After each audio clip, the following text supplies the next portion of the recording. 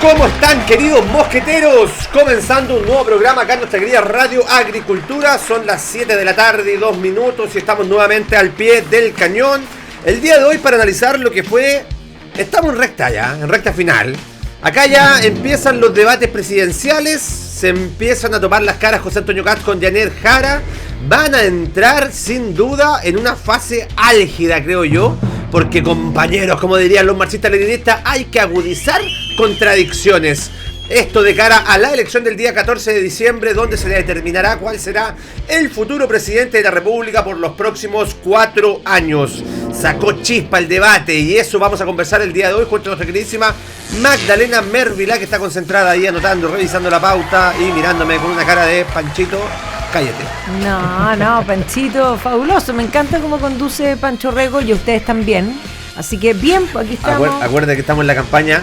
Su garabato es mi sanción. Sin garabato. Señora Lisa Romo, esto es una campaña sin garabatos, porque además tienes que ir entrenándote para ser un honorable en la República y por lo tanto se me va a arrancar se acabaron los garabatos. Se me va a arrancar la motivada. No se te va a arrancar. La prudencia.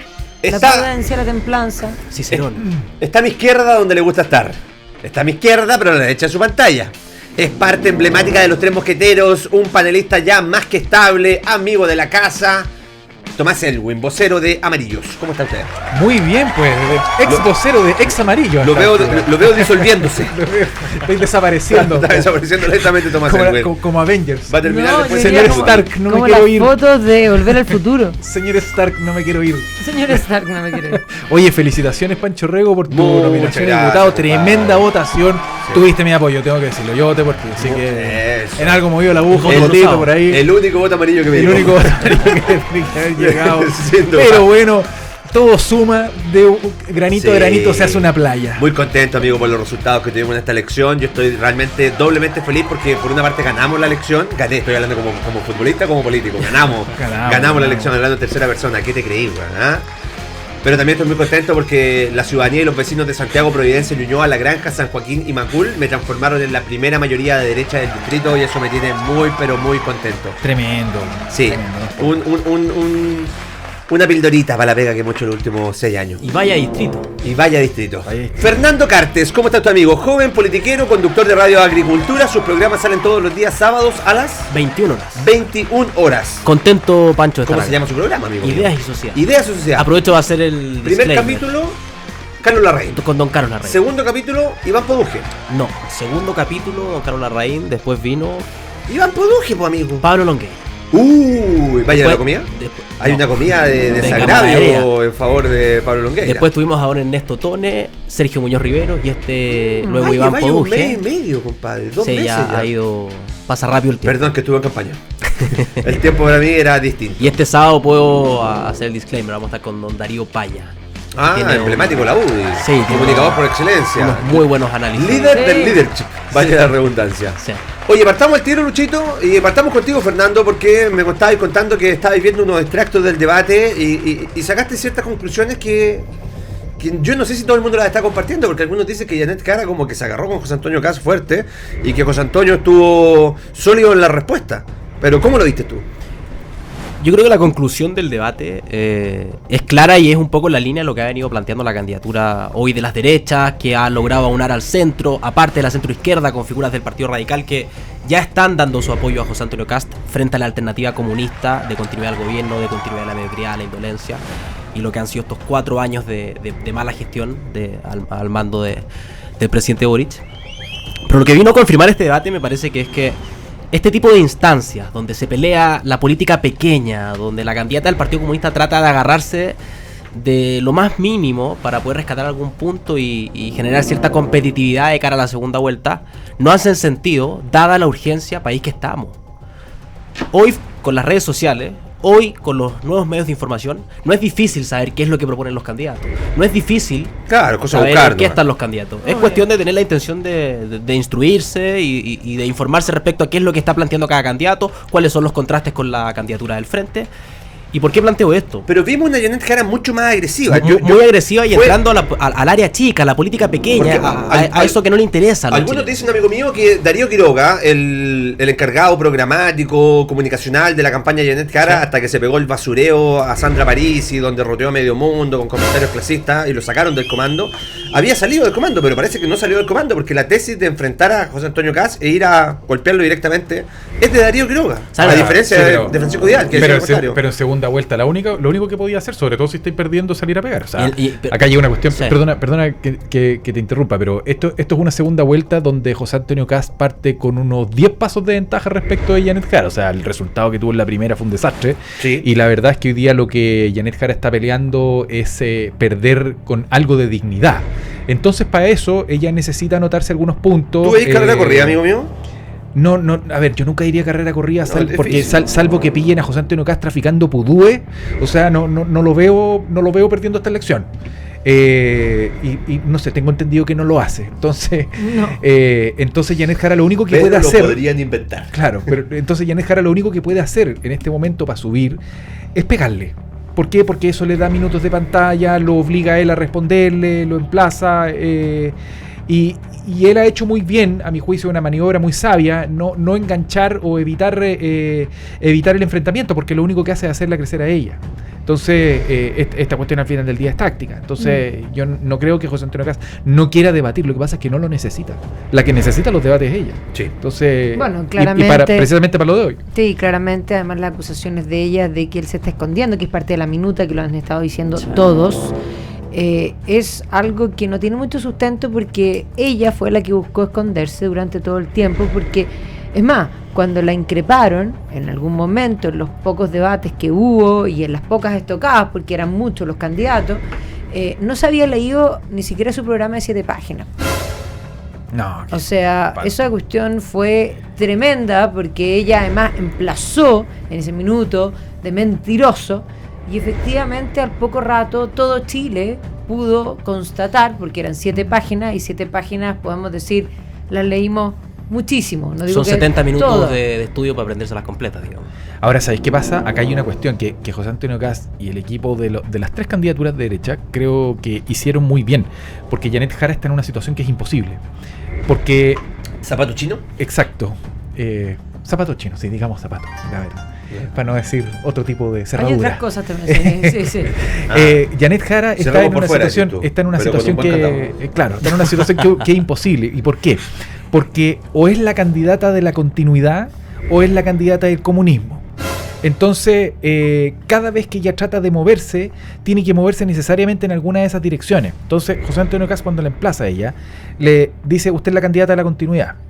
Y eso es súper limpio porque no la está acusando ni de marxista, ni que viene el diablo, ni que el país se va a convertir en Cuba o Venezuela, ni mucho menos, sino que es decirle a los chilenos lo que es cierto. A ver, si Janet Jara gana... Si usted Janet Jara gana, lo que vamos a esperar es básicamente más de lo que ha pasado hasta ahora. O sea, un país inseguro, donde hay poca inversión, donde cada día menos pega, donde el aumento de los sueldos reales es más bien bajo, qué sé yo. Y ella tiene que salir a decir, no, yo no soy la candidata de la continuidad, soy otra cosa. Ok, ¿qué otra cosa es? O sea, ¿qué es lo que la distingue usted? Es comunista. Entonces la candidata del comunismo. Entonces, salir de ahí para ella es demasiado difícil. Entonces hoy día tiene que salir, ella ha tenido que enfocar su campaña no en decir lo que es, sino en decir lo que no es. Entonces Janet Jara hoy día está haciendo una campaña donde dice, mire, sí, yo soy comunista, sí, la verdad es que a mi partido le gusta Cuba y Venezuela, pero la verdad es que esta gente que me acompaña no me va a permitir hacer aquellas cosas que a mí me encantaría hacer. No me va a permitir hacer aquellas cosas que me encantaría hacer, y el ordenamiento constitucional tampoco me permite hacer aquellas cosas que yo he querido hacer durante toda mi vida, así que usted vote por mí tranquilo. Yo no sé quién podría ganar una elección con una campaña de esa naturaleza. Y por favor créame. Claro.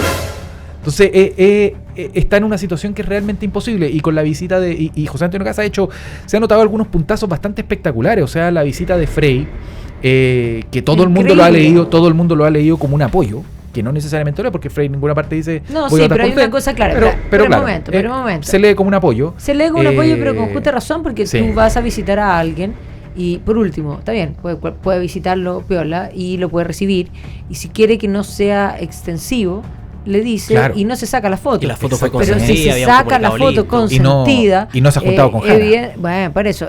Pero además otra cosa, es un Frey que no quiso juntarse tampoco con Evelyn Matei, no porque tuviese algo en contra de Evelyn Matei, es un Frey que muestra ser muy sensato, porque dijo, ok, en la primera vuelta están compitiendo 3, veamos quién pasa, porque claramente Jara es la que está al otro lado, y él básicamente lo que está haciendo es vestirse lo mismo con Johannes Kaiser? Yo creo que lo habría hecho con todos, porque él básicamente es un anticomunista.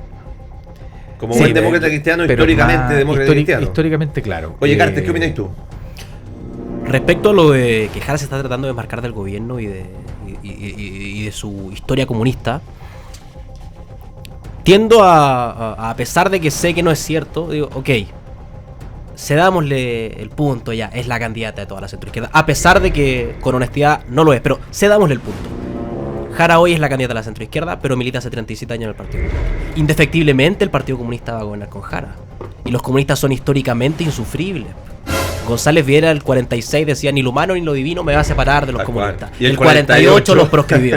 ¿Por qué? Porque el Partido Comunista no puede gobernar con un afán de hacerle bien a las personas. Y lo decía Gabriel González Videla en su momento, es imposible que el Partido Comunista esté dentro del gobierno y al mismo tiempo con un pie en la calle. Y esa política histórica del Partido Comunista se ha mantenido desde 1912 que se funda el Partido Obrero Socialista, en 1922 que se funda el Partido Comunista, y desde ahí en adelante siempre la misma cantinela, un pie en la calle, un pie en el gobierno. Eso es porque cuando tú tienes un partido donde sus bases y la formación que tienen las personas que lo componen, la formación que ha tenido Janet Jara desde los 14 años, dice que la forma de lograr sus objetivos es por medio de la subversión violenta del orden social existente. Evidentemente tú haces una validación de la violencia como método de acción y la naturalizas desde el punto de vista de cómo lograr tus objetivos.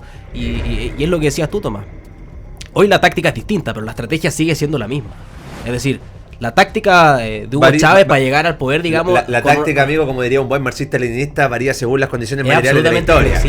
Y como diría Lenin, hay que generar las condiciones materiales para poder hacer la revolución. Y hay ejemplos que pueden googlear en TikTok, y esto no es campaña del terror, pero son en circunstancias similares. A Hugo Chávez, el 98, cuando le preguntaban si él iba a expropiar algo, si tenían que temer los inversionistas extranjeros, no vamos a expropiar. No tienen que temer los inversionistas extranjeros.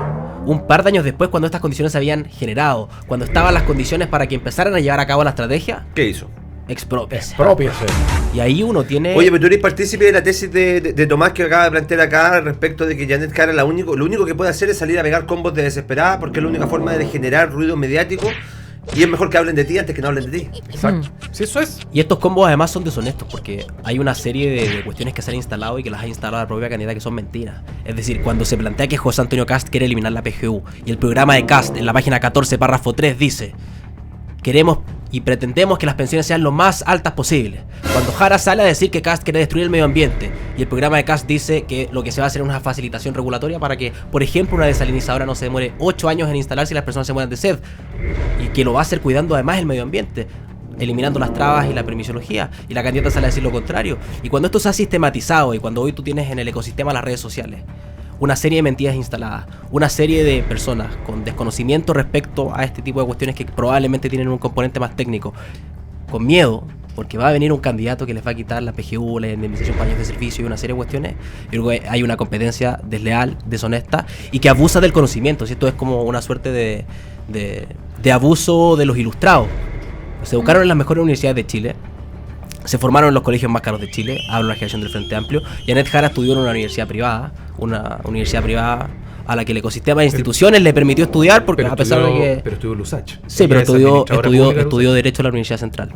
Sí, pero su carrera, o sea, pero estudió Derecho después, pero ella su carrera la ha hecho como administradora pública. Está bien, pero estudió Derecho en la Universidad Central y a mí me parece que los sueldos que ella ha tenido en la administración pública son los de un abogado, y un abogado gana más que un administrador público. Lo digo por eso, lo digo en el fondo desde el punto de vista de que ella ha usado las oportunidades que le ha dado el sistema, entre ellas poder acceder a una universidad privada. Ahora, esa crítica respecto de cuánto recibe de remuneración a mí nunca me ha gustado, porque es la misma crítica que nos tiran a nosotros de vuelta respecto de que Kass metió 17.000 millones de no sé cuánta plata siendo diseño de diputado. Además ella era fiscalizadora del servicio. Es el sueldo que está fijado. No, y yo estoy de acuerdo, si mi punto es el siguiente. No, pero y ella era fiscalizadora del servicio, no trabajaba. Denme 2 segundos, Magdalena Mervilá, porque me queda un minuto antes de no, sí, solo decir decir que este primer encuentro básicamente contradice las minutas que se han establecido los propios del comando de Jara, porque ella era la candidata de la paz y por lo tanto aparece confrontacional y tratando de confrontar al otro, por lo tanto podríamos decir aparece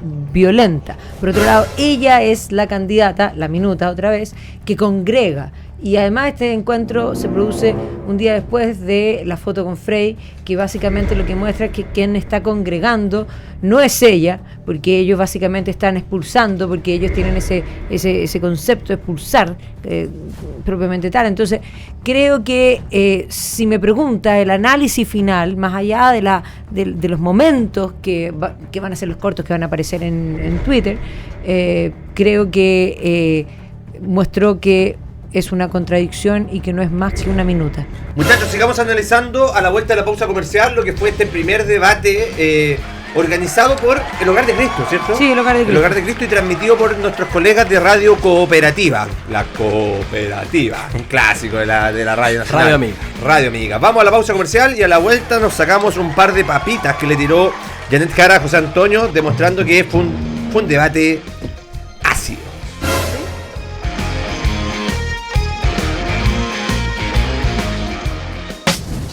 Este seguro de auto te asiste cuando lo necesitas y 24/7. Porque es tu auto, asegúralo en Consorcio. Cuando el país se detiene por un juego, hay una voz que se adelanta. El que sabe leer el mar sabe cuándo cae un gol a la red. Quien domina la mente ya ganó el primer set. El zorro no espera el último cuarto. La buena jugada se huele.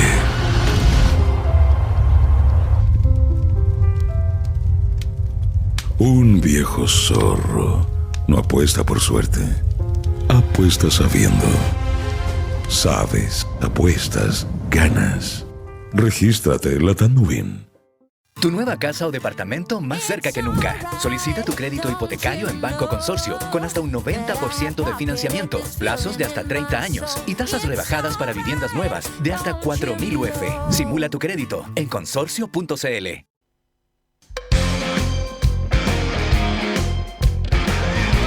Cuático. Nunca habíamos ganado nada hasta que con Sebastián Piñera ganamos el gobierno el 2010 y era como, ¿qué hacemos? ¿Cómo se celebra, muchachos? ¿Qué se hace en una celebración? En el fútbol no veíamos una, en la política no veíamos una y de repente había que destapar champaña. Teníamos que hacerlo en su momento. Queridos, estamos de vuelta en el segundo bloque de Los Tres Mosqueteros. Estamos conversando junto a Magdalena Mervilá, Tomás Elwin y Fernando Cartes. Y antes de seguir analizando lo que fue el debate presidencial del día de hoy, quiero primero remarcar el agradecimiento, muchachos. Es que decir que nos está yendo extraordinario es poco. Decir que nos está yendo espectacular es poco. La estamos rompiendo en las reproducciones de las redes sociales y eso me encanta porque quiere decir que Los Tres Mosqueteros se están transformando en un programa de culto para la derecha chilena. Y eso nos tiene muy contentos. Su like es nuestro sueldo, queridos. En la medida en que usted más me gusta le pone el programa, más reproducciones podemos tener porque el algoritmo permite que la gente que defiende las ideas de la libertad pueda tener acceso a Los Tres Mosqueteros a través de YouTube. Y vamos a saludar a quienes hacen posible que Los Tres Mosqueteros sigan estando al aire de día lunes a viernes de 7 a 8 de la tarde por YouTube y en repetición por el dial de 92.1 de 8 a 9 de la noche. Consorcio, los mejores seguros del mercado, Magdalena Mervilá. Pero sin duda, conduce tranquilo sabiendo que tu auto está protegido 24/7. ¿Por qué es tu auto? Asegúralo en consorcio.cl. www.consorcio.cl, los mejores seguros del mercado. Todos van a votar por José Antonio Kast, pero tú además puedes votar por ganar a lo grande. Entra al torneo de Latam Win desde el 28 de noviembre al 7 de diciembre y participa por, escúchalo bien, 80 palitroques, 80 millones de pesos que vamos a repartir. Además, regístrate con el código Mosqueteros. Mosqueteros, no los que mosqueteros. No mosquetero. No, mosqueteros.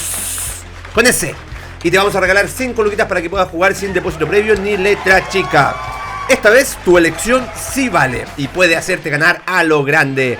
votar por la suerte es votar con cabeza en latamwin.online. Si sabes, te la juegas y apuestas, de seguro ganás.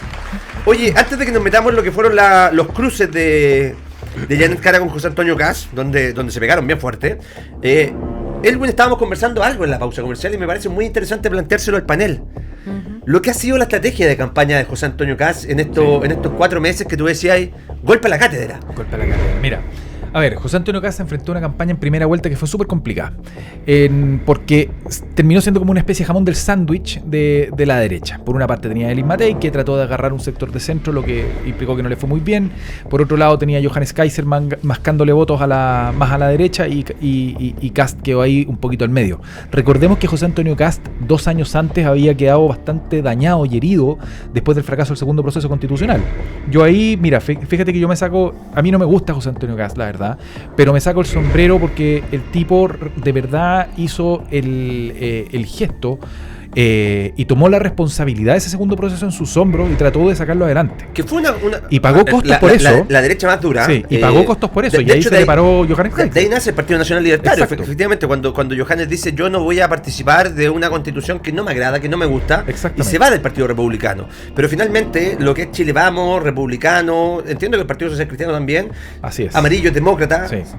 Salimos todos a hacer campaña por el a favor en su momento, justamente, para aprobar esa constitución que yo sigo insistiendo era una constitución mucho más garantista y defensora de los derechos de las personas. Así es. Lo era. Y finalmente ese costo político se lo lleva porque el sector de la derecha más dura le dice tú te vendiste, tú te entregaste y estáis negociando con la ONU, en algunos casos le decían. Y por el lado del centro, José Antonio seguía siendo el conservador tradicionalista que era. Entonces queda ahí en el sándwich, Fernando. Entonces finalmente él termina teniendo cierta flexibilidad para esta cuestión. Entonces ya gana la primera vuelta, la gana con una buena mayoría, y hoy día la única táctica que puede ejercer Janet Jara es tratar de hacerlo ver a él como un fascista, como un extremo, la derecha pinochetista, que nos van a quitar los derechos sociales y todo lo que nosotros hemos visto en la prensa estos días. Mientras él, ¿qué hace? Se junta con Eduardo Frei. Entonces, la verdad es que... Demócrata cristiano, presidente de la República, familia emblemática de nuestro país, hijo del presidente Frei Montalva. Exactamente. Entonces, con eso él... Frei Montalva, que era un anticomunista acérrimo también. Él tiene que tratar ahora de hacer campaña hacia el centro, y porque él tiene un desafío que es muy bonito ahora. Janet Jara, por una parte, va a tratar de no perder en condiciones tan miserables, pero él está en una posición de ser el presidente más votado de la historia de Chile. O sea, si el resultado de la primera vuelta es consecuente con lo que está pasando ahora, hoy día tenemos una elección con voto obligatorio, donde podría haber un porcentaje cercano al 60%. Y acá hay otro factor más. ¿Cuál? Que a la gente se le olvida. El presidente más votado con el mayor porcentaje de la historia de Chile es Eduardo Frei Ruiz-Tagle, que sacó un 57,9%. Y es con él con que se junta. Entonces, eso no les dice nada, porque para allá está yendo. No tenía idea, amigo. Para allá está yendo. Cartes dice, se la juega, va a ser el presidente más votado de la historia. El que gane lo va a ser, digamos. Salvo que haya un porcentaje nulo y blanco. Pero estáis hablando de cantidad de votos. De cantidad de votos. El presidente por el que más personas, por el que más chilenos han votado. No, pero ojo, que en primera vuelta, ojo, que el gobierno de Frei Ruiz-Tagle, el padrón electoral en esa época que tenía ahí voto obligatorio, inscripción voluntaria, está igual con un padrón de cercano al 80%. O sea, igual... ¿Un padrón de cuántos millones de personas? No, eran menos millones de personas, pero dentro del porcentaje votante elegible lo tenía. Por eso que pero estoy yendo al porcentaje. En esa línea nos podríamos ir a Michelle Bachelet y ver distintos ejemplos. Que va a ser el presidente con mayor apoyo de las personas, porque va a ser el que más votos ha tenido, y en un ejercicio de honestidad, porque el padrón ha aumentado, porque cada vez entran más personas al padrón, hay inscripción automática, voto obligatorio, etcétera. Y respecto a lo que decían de la táctica, creo que hay una cuestión que hoy favorece la candidatura y la campaña de José Antonio Kast, pero que no es azar y que no es, digamos, una cuestión circunstancial producto del azar que hoy lo está posicionando instalado en la moneda. Hay experiencia, hay aprendizaje y hay además decisiones de los chilenos que han marcado que se generaran las condiciones en las que hoy estamos. ¿Y a qué me refiero? Hoy el diagnóstico en esta elección es unánime frente a los grandes temas. Creo que hay pocos o no hay, digamos, en los últimos 30 años, desde el retorno a la democracia, ejemplos donde en una elección presidencial el diagnóstico de ambos candidatos, al menos en lo público, frente a los problemas de los chilenos, sea tan similar. Hoy ambos hablan de seguridad, ambos hablan de inmigración, ambos hablan de las listas de espera. Que es y se condice con lo que es prioritario para las personas. En esa línea, la diferencia que hago y digo que no es azar que estemos en esta situación, es porque José Antonio Cast lo viene planteando en el 2017. Es decir, hay un diagnóstico previo que cuando el presidente Frey sale a decir coincidimos en los grandes temas importantes y prioritarios de la ciudadanía, me parece que lo que hay es un reconocimiento a la lucidez de José Antonio Cast en el diagnóstico de 2017. Me quedo con eso, Magda, porque efectivamente en esta campaña presidencial lo que estamos viendo son ejes bastante claros. Es seguridad, es crecimiento, es el tema del trabajo, estamos hablando un poquito de salud y un poquito de educación, bastante menos que el resto, digámoslo. Sí. No han sido grandes temas salud y educación en los debates presidenciales, pero no estamos hablando de feminismo. No estamos hablando de los ellos, de los niños, de los chiques, de identidad de género. Eso murió. La campaña WOC de Frente Amplio, pero la campaña volando. De Janet Jara ha intentado reponer esos temas, porque en esta semana, por una parte, reaparecieron las tesis, que uno dice, ¿dónde estaban? Ahora están. Pero aparte de eso, apareció ayer la ministra de la Mujer, Toti Orellana, haciendo una entrevista en la que decía abiertamente que José Antonio Cast era un peligro para las mujeres. Entonces, la verdad es que están intentando llevar ese mundo a eso que ellos piensan que fue lo que les dio la diferencia en la elección anterior. Lo que pasa es que no han leído que cambió un poco también el eje de las preocupaciones. Es una preocupación muy ñuñoína, muy ABC1 de cabros woke, que además valdría la pregunta, y aquí yo en este panel hoy día soy la única mujer, ¿en qué sentido podría ser un peligro para una mujer? A menos que tu definición de mujer fuera, bueno, que mujer es cualquier cosa, como suele ser la definición de ellos, porque yo soy mujer, nací mujer, tengo ovarios, no tengo ningún problema, no necesito que haya paridad, no me siento ni un poco discriminada en ningún sentido. Con una perspectiva histórica, creo que el mejor momento para ser mujer es sin duda el siglo XXI.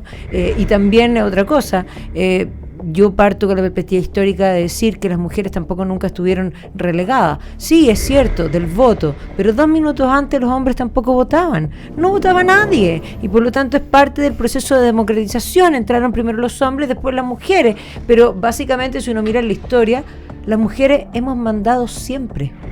Y si los hombres piensan que no, es porque son hombres incapaces de hacer 2 cosas al mismo tiempo.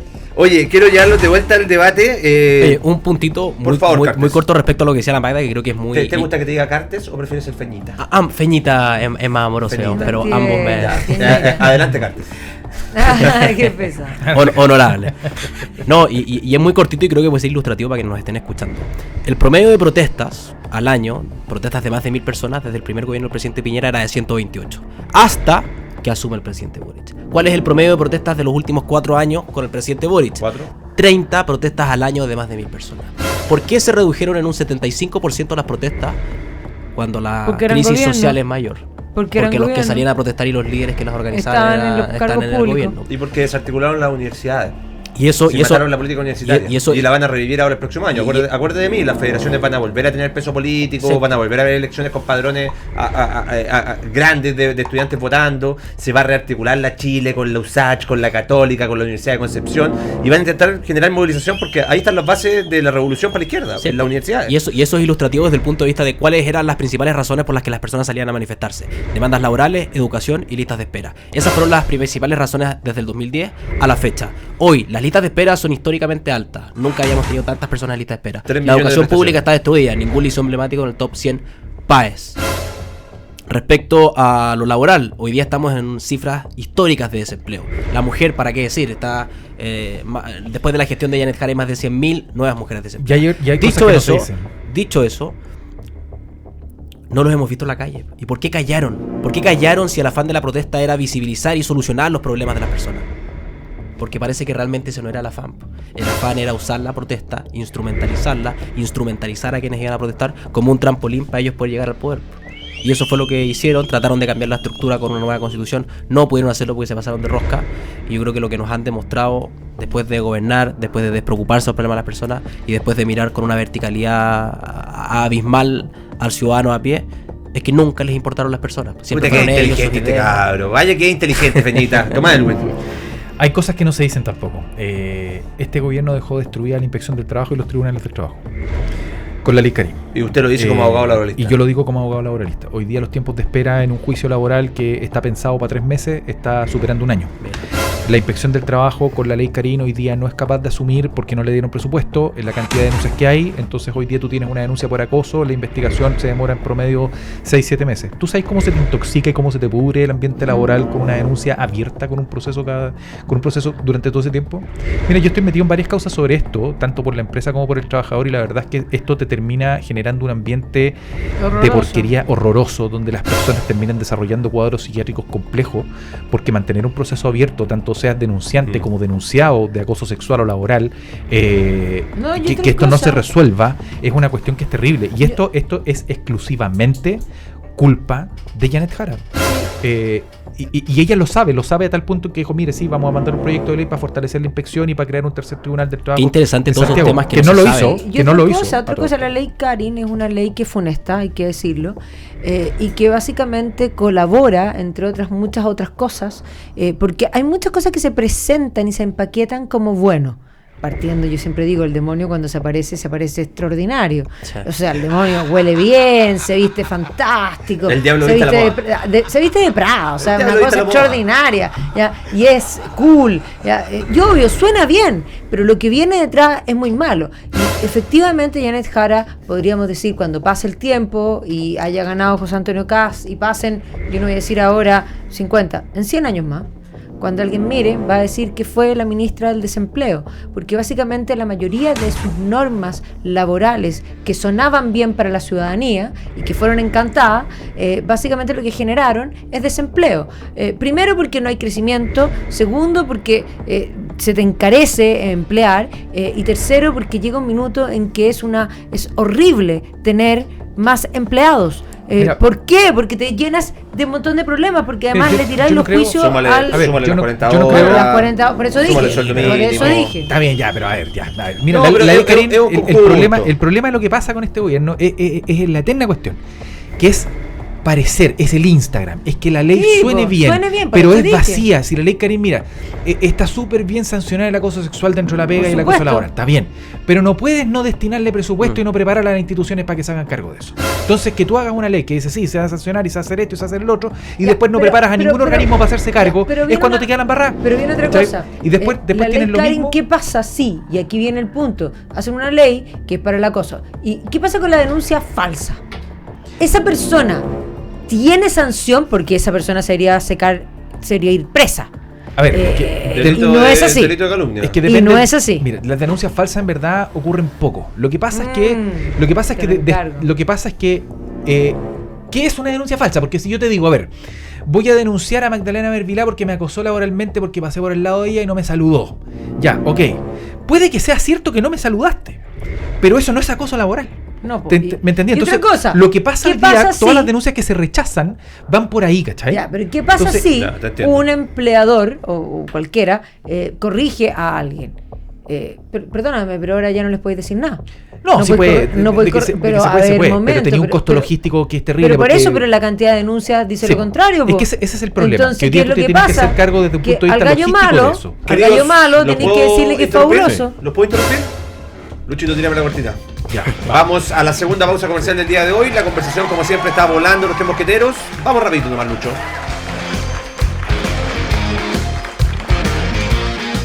Cuando el país se detiene por un juego, hay una voz que se adelanta. El que sabe leer el mar sabe cuándo cae un gol a la red. Quien domina la mente ya ganó el primer set. El zorro no espera el último cuarto. La buena jugada se huele.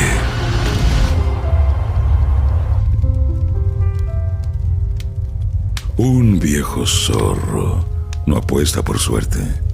Apuesta sabiendo. Sabes, apuestas, ganas. Regístrate en la Tanduin. Me encanta mi seguro porque llevan mi auto a la revisión técnica. Gracias. Porque es tu auto, asegúralo en Consorcio.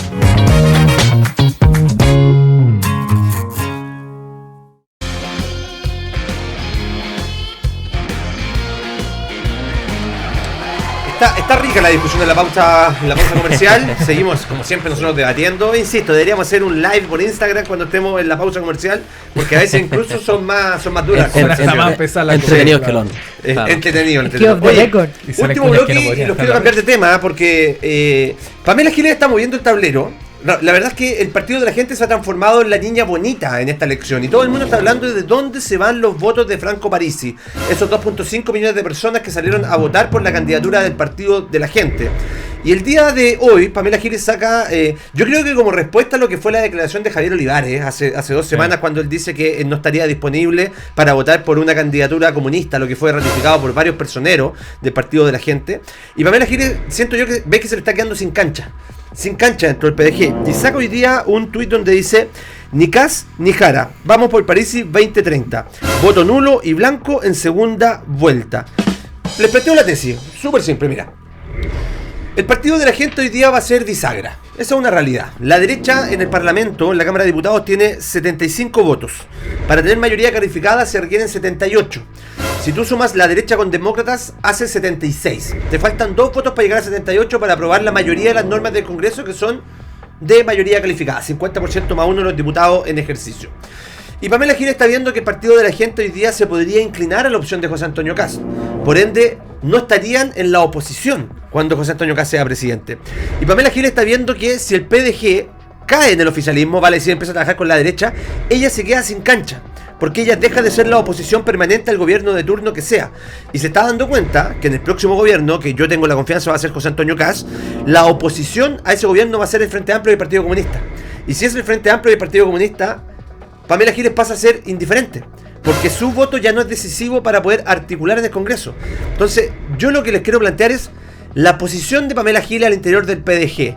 Ella tendrá, porque es una genia, digámoslo, o sea, políticamente es brillante. Yo estoy totalmente en desacuerdo con todo lo que piensa, pero como articuladora y como personaje político, los nietitos, la abuela y toda esa cuestión, los nietitos fachos, genera un personaje que ella misma definió como un personaje populista, pero populista con mucha incidencia en el Congreso. Se queda sin cancha y son manotazos agados de Pamela Giles. ¿En qué está la Pamela Giles? Yo creo que el problema del Partido de la Gente hoy día es que se están haciendo trampa en el solitario. Es decir, hoy día tú no puedes tener a 2 de tus más grandes líderes.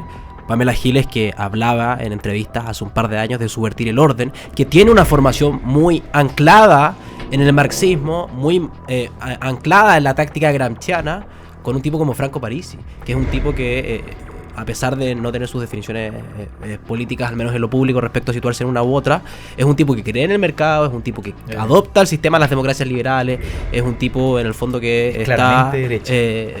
No sé si de derecha, pero al menos los principios rectores del funcionamiento del mercado, de entregarle cierta autonomía a las personas para que... del Estado de Derecho, la libertad de emprendimiento, la propiedad privada, la libre competencia, la igualdad frente a la ley. Entonces, cuestiones básicas. Ellos hoy probablemente coinciden en cuanto a ser un partido distinto, un funcionamiento distinto, con comunicaciones distintas, en llegar a un electorado al que no se estaba llegando, y lo han hecho muy bien.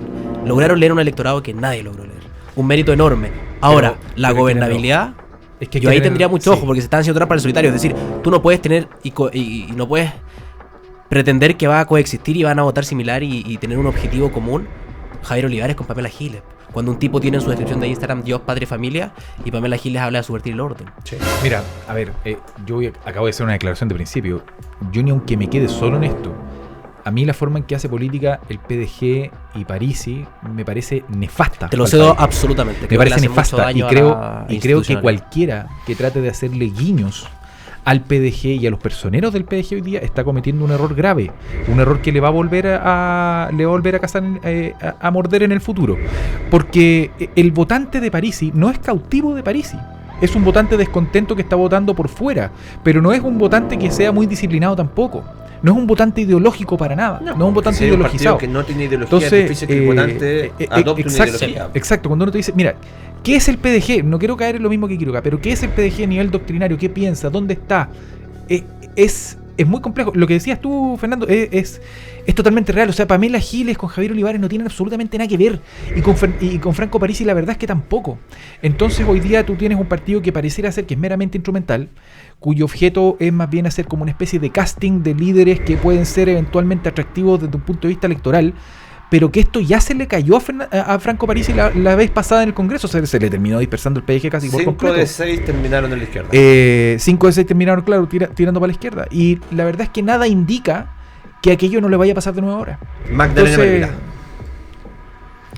La verdad es que yo creo un poco que eso que ya pasó va a volver a pasar en muchos aspectos. O sea, yo creo que no es lo que piensan que este partido pivotal. Pero comete un error la derecha al intentar pololear con el voto Franco Parisi, porque hoy día lo transformamos en la niña bonita. No, yo creo que llevamos programas hablando de Franco Parisi. Hay que buscar al votante de Parisi, pero no hay que buscar a Parisi.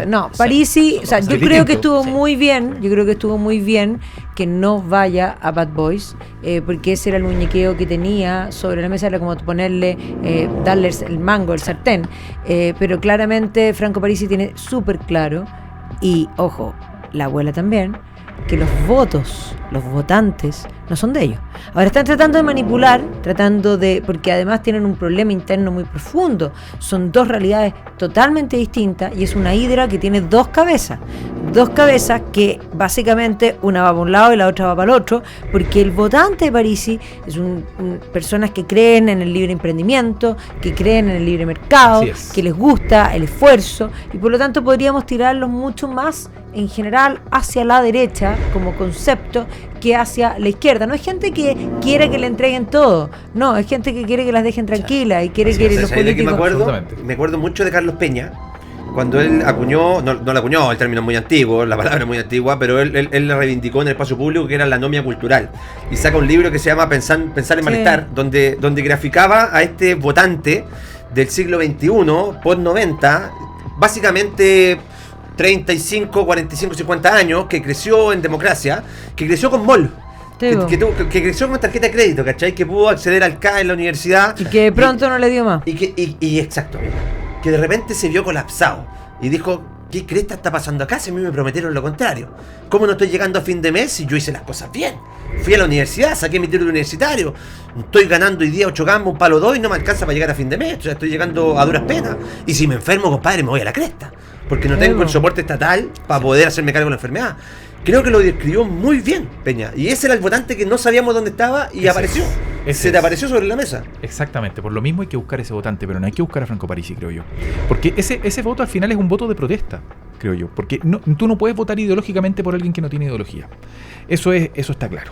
Y Parisi se plantea a sí mismo así, como ni facho ni comunacho, por lo tanto es una cosa que no está en muchos lados, aunque sí, reconozco, Parisi representa un voto que es antipolítica, que tiende a estar más alineado con los valores del libre mercado tradicionales, a pesar de que hayan propuestas en un lado y en el otro. Ahora, sobre Pamela Giles, yendo ya, lo digo con todo el respeto del mundo, esto es una crítica política, no personal. Pamela Giles lo que toca lo destruye. O sea, ¿cómo terminó el Partido Humanista? ¿Cuál fue su participación en el Frente Amplio? Terminó pelea con todo el mundo. No es una persona que genere muchas lealtades a su alrededor, a pesar de que le va muy bien. Porque sabe que jugando sola le va mejor en el partido. Exactamente. Y no hay nada que indique que esto va a ser el contrario. Y por eso ella sigue vigente. Acción Humanista o el Partido Humanista no sigue vigente. Ella sigue siendo el peso político de la oposición a este gobierno, porque el Frente Amplio y el Partido Comunista no podían ser oposición en su mismo gobierno. Y termina siendo ella realmente la persona más relevante dentro de la oposición, incluso por sobre la derecha. Y ella misma crea la caricatura y dice, yo soy mejor oposición que la derecha completa. Y lo dijo desde el día 1. Entonces, ese es mi punto. Ella está jugando a construir ese mismo personaje, pero en el carácter de oposición al gobierno de José Antonio Kast, para ser ella la líder de la oposición. Y si tiene una bancada de 14 diputados con los que puede muñequear, ella va a estar en su salsa. El problema es que no la va a tener. Ese es el punto. El problema para ella es que nos faltan 2 votos del PDG para tener mayoría. 2. Y ya sabemos lo que dijo un Javier Olivares. Sí, Javier Olivares va a ser uno. Que Sandra Parisi, que sería como el otro polo dentro del artículo, porque sería el brazo armado de Franco Parisi en el interior del partido. Su hermana que fue electa diputado gracias a Pamela Giles, porque van en la misma lista en el mismo distrito. Entonces ahí es donde uno dice, ¿hasta dónde puede llegar Pamela Giles? ¿Hasta dónde puede llegar? ¿Hasta dónde? Yo creo que está complicada, ¿eh? También está, bueno, el Dr. File a mí me da la sensación de que él va a tirar un poquito hacia la derecha. Yo no tengo. Bueno, planteó que él quería eliminar esta idea de oficialismo-oposición. Que lo que quería hacer era un colaborador. Quería eliminar el calendario, bueno. Sí, endulzar el mar, bueno. Oye, y ahí, respecto a lo que tú decías, hay una cuestión muy cierta en la esencia de ese votante de Franco Parisi, y es la siguiente. en general hay un público del electorado hoy día que creció en un país en los 80, en los 90, en un país que crecía, en un país que pujaba, en un país que septuplicó el ingreso a la educación superior, en un país que llegó a ser el primero en movilidad social en la OCDE, lo que no son números ni digamos que es solo gráfico, sino que era con 25% de las personas más vulnerables lograban acceder al 25% de mayores recursos. Eso es el 2018. Y cuando estas personas tienen culturalmente una aspiración a más y el sistema deja de funcionar, la máquina deja de traccionar, es muy difícil que esa aspiración que ya es cultural se elimine de las personas.